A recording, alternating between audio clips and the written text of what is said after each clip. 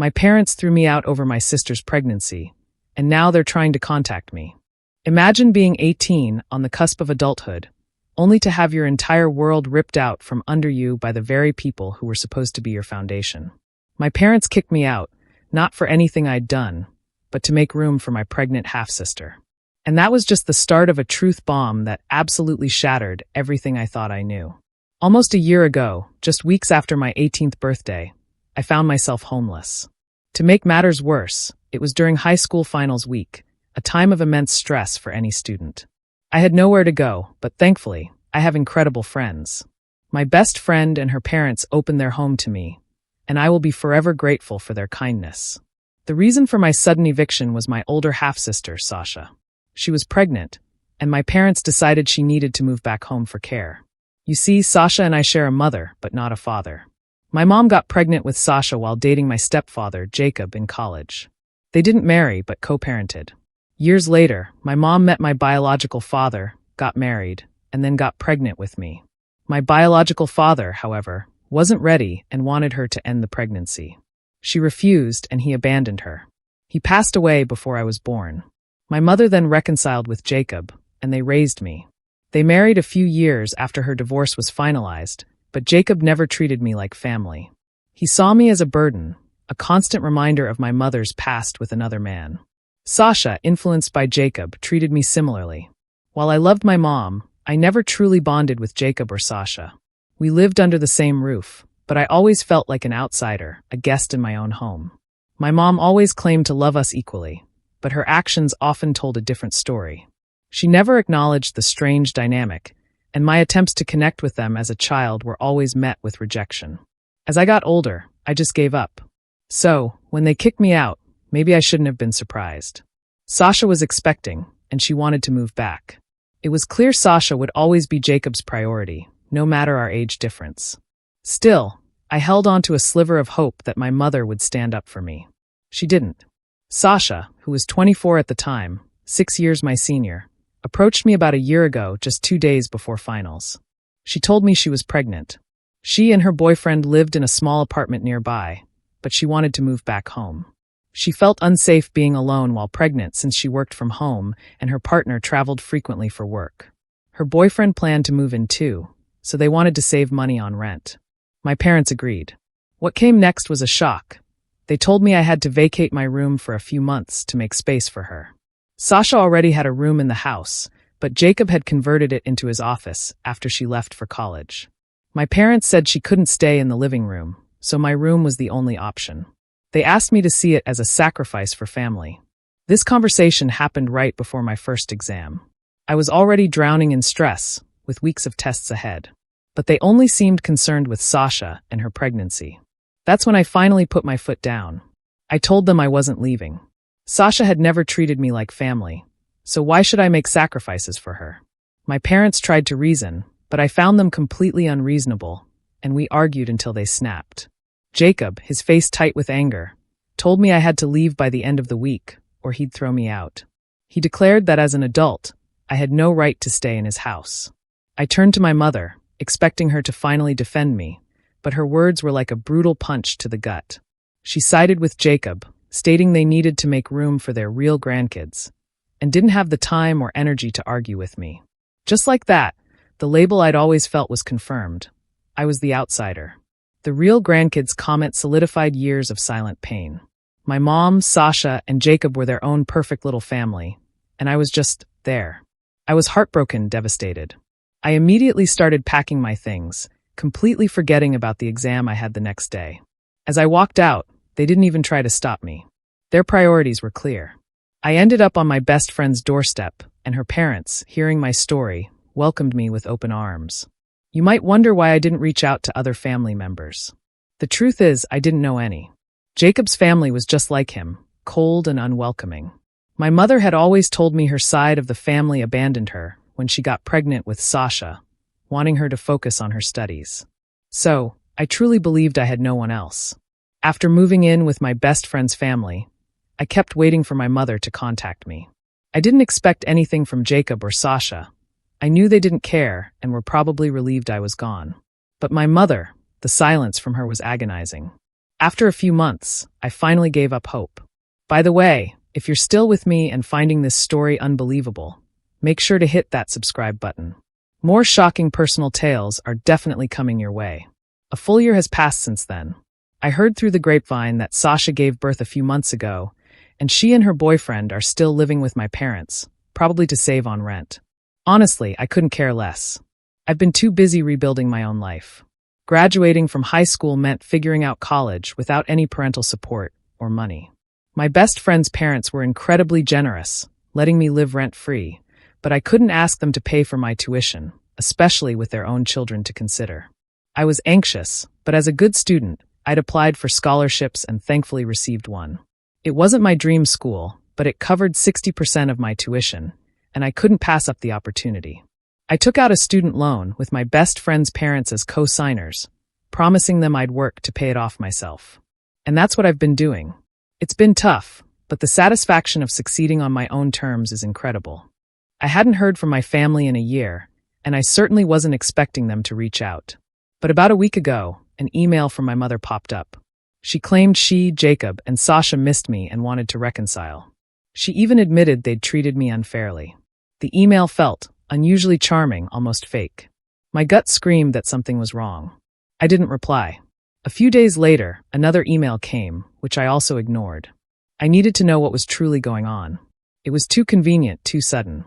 They wouldn't just feel sorry a year after kicking me out without a reason. Then, 2 days ago, my world turned completely upside down. My maternal grandparents contacted me. I was floored. How did they even find me? I was sure my parents hadn't given them my information. They explained they'd had to ask around, eventually getting my number from one of my high school friends. My best friend, actually, who thankfully didn't tell me, making it a wonderful surprise. My grandparents called, and I couldn't believe it was them.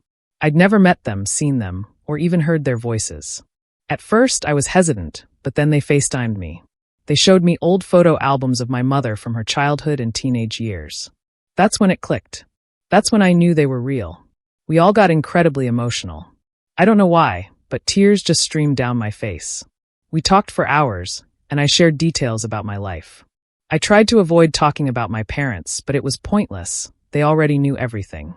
They told me they hadn't contacted me sooner because of my parents, but they'd recently discovered the real truth, which prompted them to reach out. I was so confused. My mother had always said my grandparents cut her off when she got pregnant with Sasha. That was my entire understanding of their story. But there was so much more. My grandparents revealed they weren't against my mother having Sasha. They were against her relationship with Jacob. My mother had lied to protect Jacob's reputation. My grandparents had been supportive of her pregnancy, giving her the freedom to choose, but they strongly disapproved of Jacob. He was a well-known addict in their community. They'd grown up with him, gone to school with him, and knew his history. They offered to financially support my mother through the pregnancy, but only if she broke up with Jacob. They didn't want his influence in her life. After much deliberation, my mother ended things with him because he couldn't get his life together. My grandparents actually took full custody of Sasha when she was born, and Jacob only had supervised visitation rights for the first few years.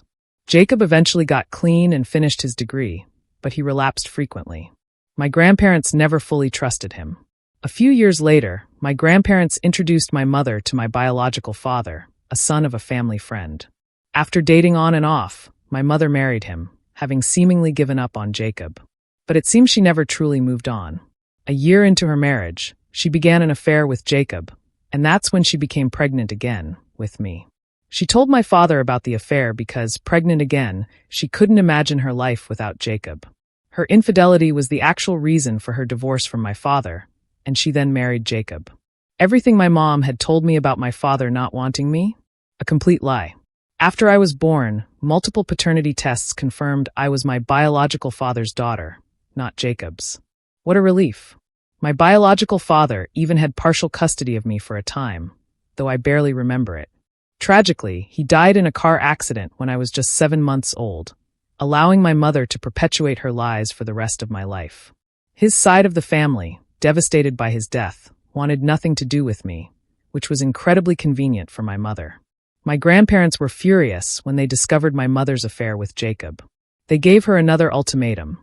Either cut Jacob out completely and focus on her marriage with my father, or divorce and never speak to them again. This time, my mother chose Jacob, who had been clean for about a year, a record for him. That was their final, devastating disagreement. They didn't communicate again until after my birth. My grandparents eventually softened, wanting to meet me, but Jacob refused to play along. He wouldn't form a happy family with them due to how they'd treated him. So, my mother rejected their attempts to reunite. My grandparents never gave up, trying to contact her every few months, but she never let them back into her life. This went on for years until Jacob and my mother faced severe financial difficulties and couldn't pay their rent. With nowhere else to turn, my mother finally contacted her parents.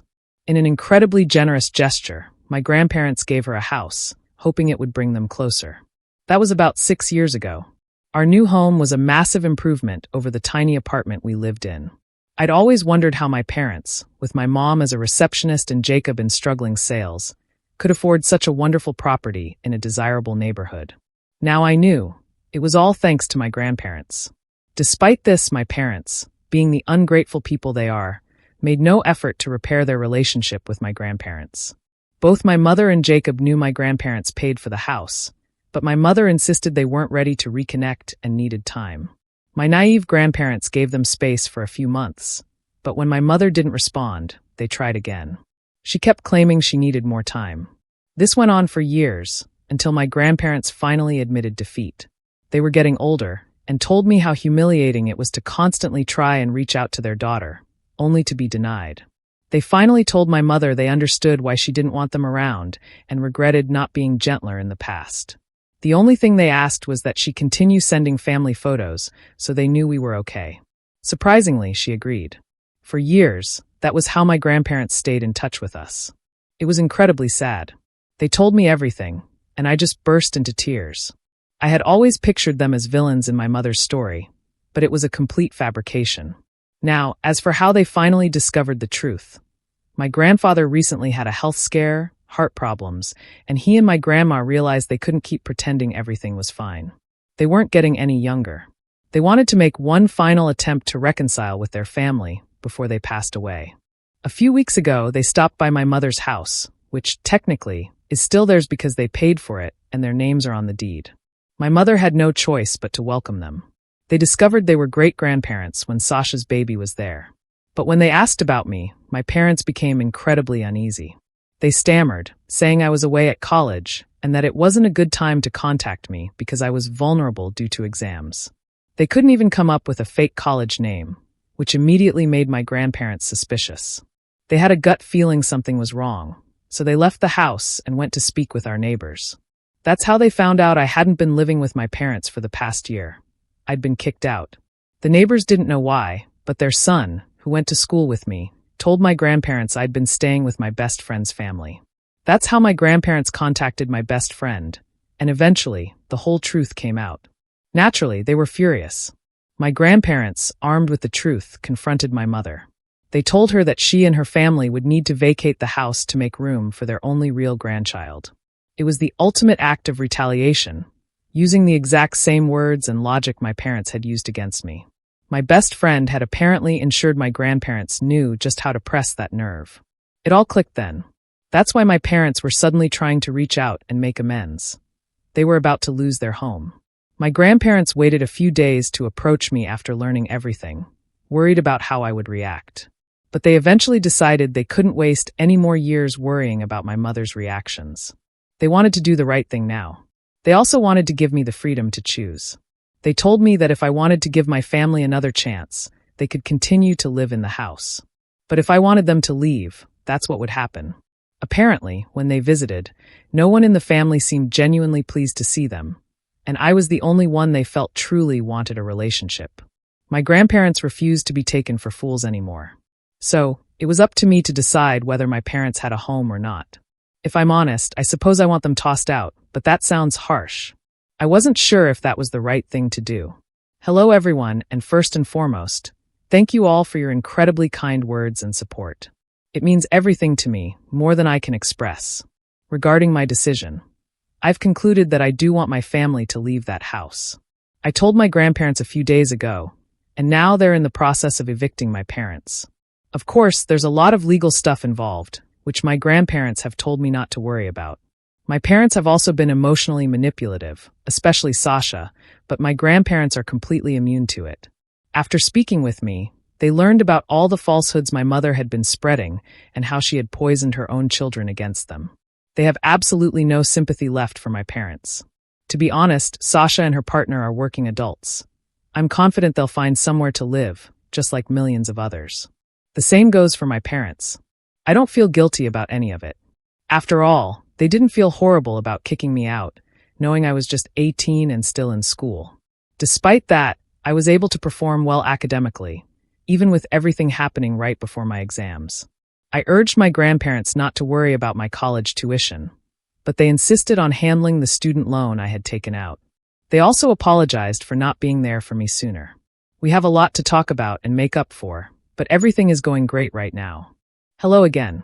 My grandparents began evicting my family a few weeks back, and they have until the end of next month to depart. My mother is, predictably, not pleased about it. She felt compelled to inform me, writing an email a few weeks ago in what I imagine was an attempt to regain my trust and heal things. Most likely so her parents wouldn't actually kick her out.